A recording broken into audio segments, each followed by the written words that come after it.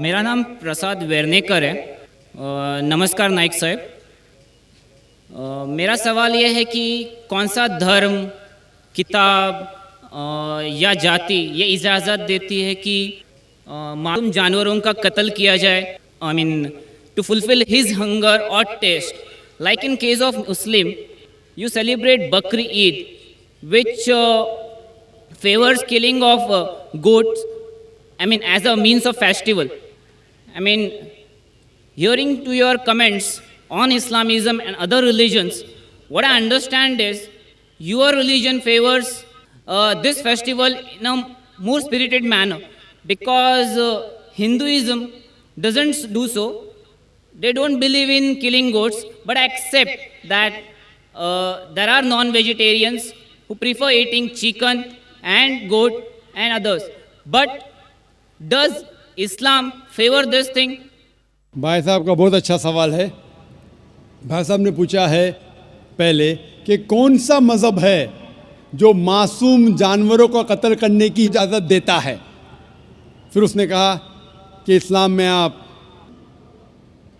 जानवर का कत्ल करते हैं, आप नॉनवेज खाते हैं, हिंदू धर्म में इसकी मुमानियत है।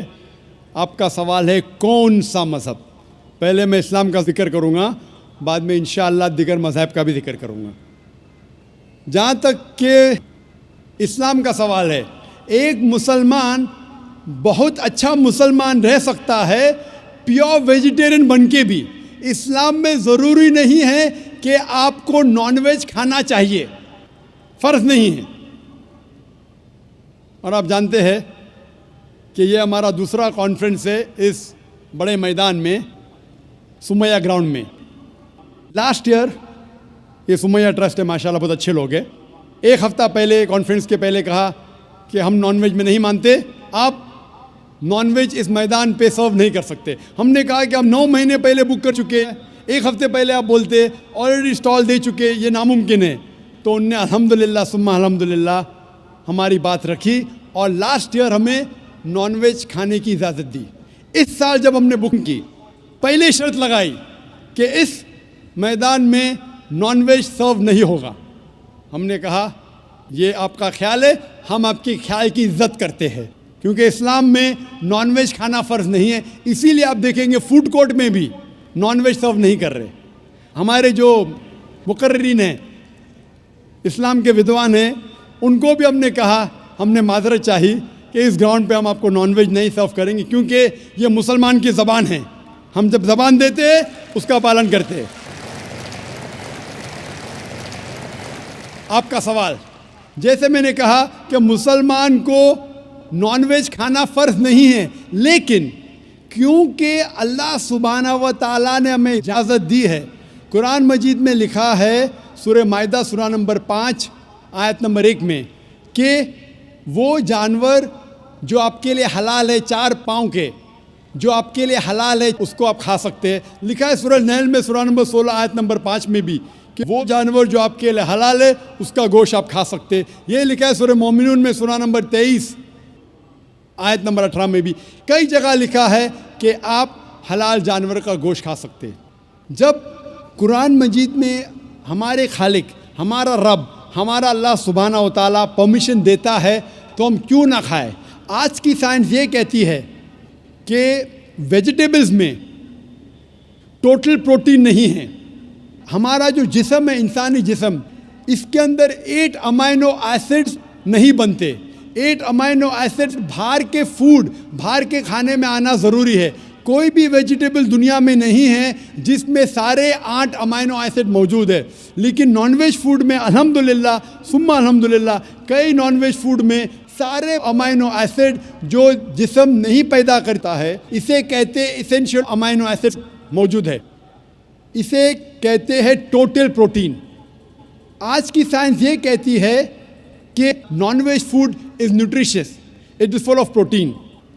और हम जब तहकीक करते हैं तो हमें पता चलता है कि जब हम हर्बीवोरस एनिमल को देखते हैं, गाय, भेड़, बकरी, ये सिर्फ वेजिटेबल्स खाते हैं, सिर्फ घास फूस खाते हैं। जब इनकी दांत को हम देखते हैं, इनके दांत दे आर फ्लैट टीथ, इनके चपटे दांत है, ये सिर्फ भाजी खा सकते, गोश्त खा ही नहीं सकते।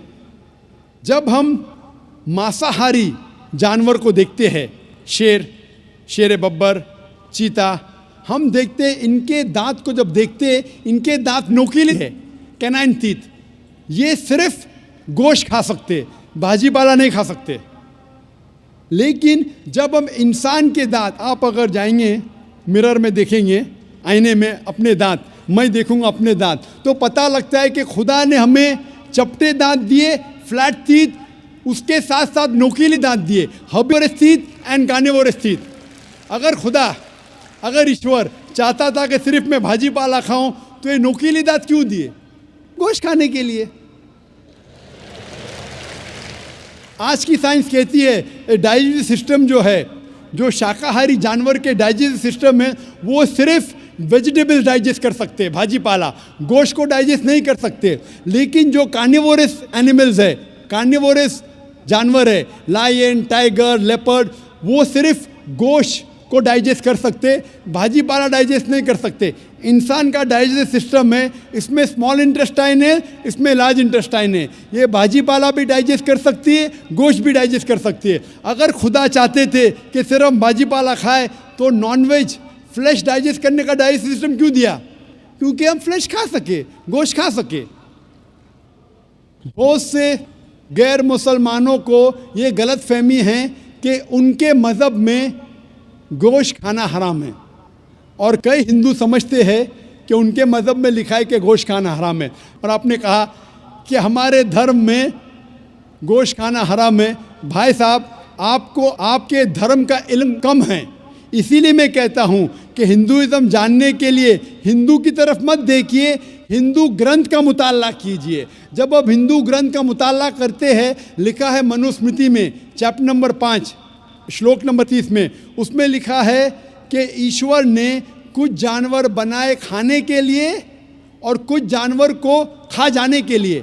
God has created some animals to eat and some to be eaten. अगर आप उस जानवर को खाते हैं जिन जानवर को खुदा ने बनाया है खा जाने के लिए, तो आप गुनाह नहीं कर रहे। If you are eating the animals who God has created to be eaten, you are not doing a sin. आगे जब पढ़ते लिखा है मनुस्मृति में चैप्टर नंबर 5 में, अध्याय नंबर 5 में, मंत्र नंबर 40 में, कि खुदा ने कुछ जानवर बनाए हैं कुर्बानी के लिए।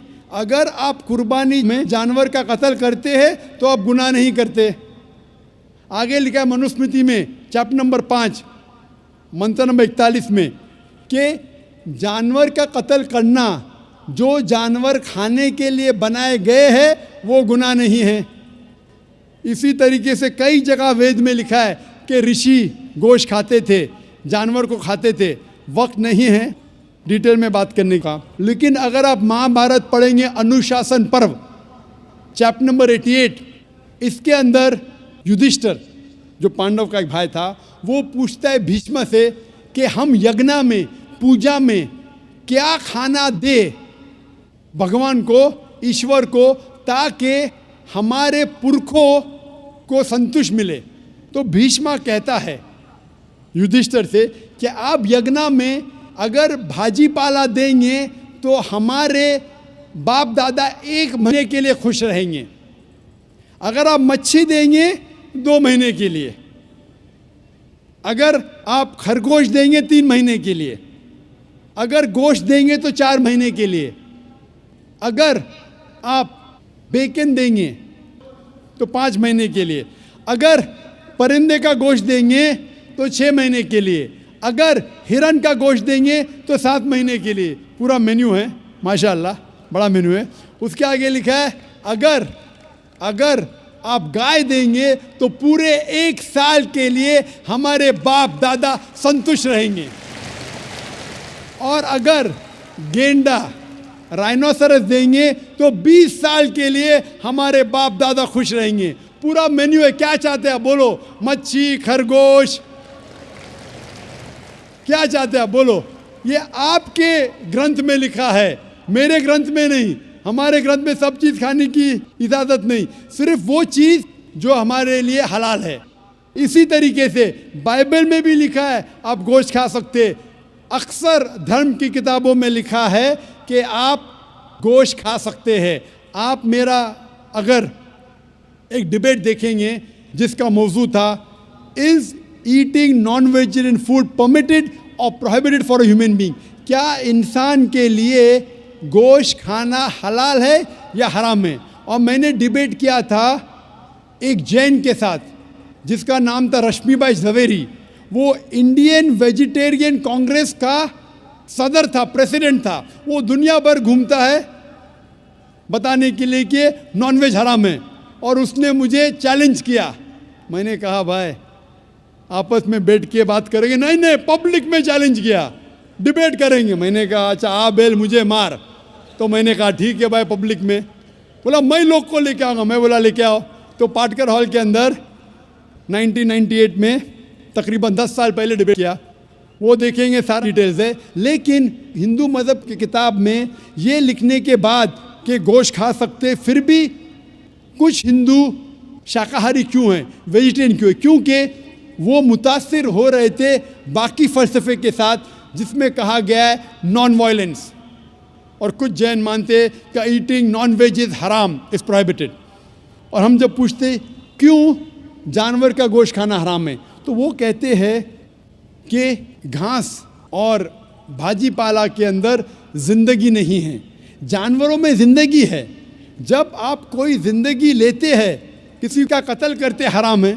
आज साइंस तरक्की करने के बाद पता चलता है कि वेजिटेबल्स में भी जान है, भाजी पाला में भी जान है। तो वो ज़रा अपनी फ़िलॉसफी को तब्दील करते। ठीक है, हम जानते हैं कि वेजिटेबल्स में जान है, लेकिन वेजिटेबल्स डोंट फील पेन, वो दर्द को महसूस नहीं करते। जानवर दर्द को महसूस करते, इसीलिए वेजिटेबल्स खाना गुनाह नहीं है, जानवर को खाना गुनाह है। अभी साइंस तरक्की करने के बाद हमें पता लगता है कि वेजिटेबल्स को भी दर्द होता है, लेकिन ये दर्द इंसान को सुनाई नहीं देता। वेजिटेबल्स भी अफसोस करते हैं, वेजिटेबल्स भी रोते हैं, लेकिन हमें सुनाई नहीं देता। तो अभी उनका फ़लसफ़ा बदल गया। वो कहते हैं अच्छा ठीक है, मानते हैं कि वेजिटेबल्स में जान है, वेजिटेबल्स को दर्द महसूस होता है, लेकिन वेजिटेबल के पास तकरीबन 3 सेंसेस है, जानवर के पास 5 सेंसेस है। इसीलिए जानवरों की जान लेना बड़ा गुनाह है बनिस्बत वेजिटेबल्स की। मैं कहता हूँ सिर्फ डिबेट के तौर पे, argument, for sake of argument, मैं आपकी बात मानता हूँ।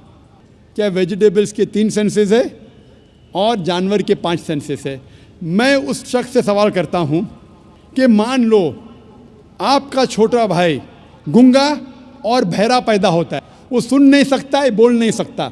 जब वो बड़ा होता है तो एक इंसान आपके छोटे भाई का कत्ल करता है, क्या आप जाके जज से कहेंगे मी लॉर्ड इस कातिल को कम सज़ा दो क्योंकि मेरे भाई के पास 2 सेंसेस कम थे, वो सुन भी नहीं सकता था और बोल भी नहीं सकता था? आप उल्टा कहेंगे मी लॉर्ड जज इस कातिल को डबल पनिशमेंट दो, डबल सजा दो, वो तो मेरा भाई मासूम था, बेचारा सुन भी नहीं सकता था और बोल भी नहीं सकता था। इस्लाम में 2 सेंसेस कम या ज़्यादा के वजह से कोई खाना हराम या हलाल नहीं होता है। जो चीज़ आपके लिए तैयब है वो आप खा सकते हैं। इसी तरीके से कई वजह। लेकिन अगर कोई नॉन मुस्लिम मुझसे ये कहता है कि मैं वेजिटेरियन हूँ, मुझे कोई गिला शिकवा नहीं, आपको नॉनवेज पसंद नहीं है आप मत खाइए, लेकिन कोई नॉन मुस्लिम, कोई गैर मुसलमान, कोई हिंदू मुझसे कहता है कि आप जानवरों का कत्ल करते हैं वो गुनाह है, तो मैं उनसे कहता हूँ इस बात को मैं तस्लीम नहीं करता हूँ। आप अगर गोश्त नहीं खाना चाहते हैं, मैं आपसे खुश हूँ। अगर हिंदुस्तान में सब गैर मुस्लिम गोश्त खाने लगेंगे तो गोश्त का भाव बढ़ जाएगा। तो मुझे कोई गिला शिकवा नहीं अगर गैर मुस्लिम गोश्त नहीं खाते, लेकिन अगर मुझसे कहते हैं कि गोश्त खाना गुनाह है तो मैं ये जवाब देता हूँ। अभी आपको संतुष्ट हो चुका होगा कि साइंस के मुताबिक, आपके मज़हब की किताब के मुताबिक, कुरान के मुताबिक गोश्त खाने की इजाज़त है सारे इंसान को। Hope the answer the question.